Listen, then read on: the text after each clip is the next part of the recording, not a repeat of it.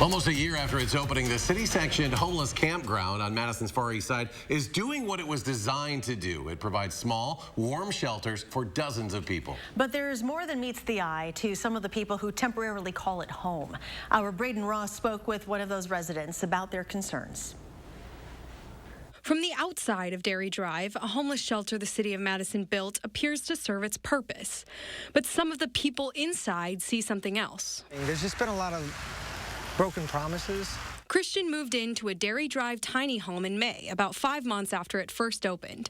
They were hopeful the resources the city promised could help them get back on their feet. But they say that hasn't been the case. It's very difficult to make progress when you never see your social workers. It seems like every time you need access to one of them, they're behind closed doors. Some basic needs are met, warmth and shelter.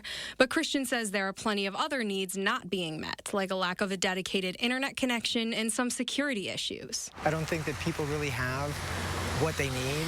I think that we're just kind of stocking the bathrooms with needles and hoping for the best. But I think that they need to be more proactive. Since opening nearly a year ago, the campground has housed more than 50 people, helping nearly a third of them find permanent housing. So Brenda Conkle sees a different picture when she looks at the site. Given the amount of barriers that people have to getting into housing is fairly successful. Conkle is executive director at Mach 1, the third-party operator.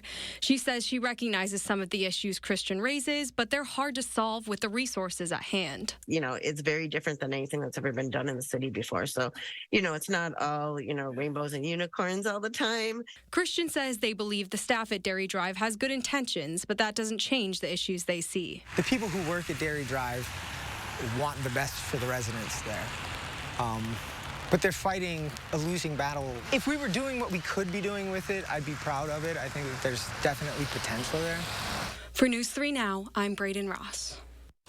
Last month, the Madison Common Council voted to approve funding that will keep the encampment open through 2023. Now, beyond that, Madison Community Development Director Jim O'Keefe says he's not sure if it will stay operational.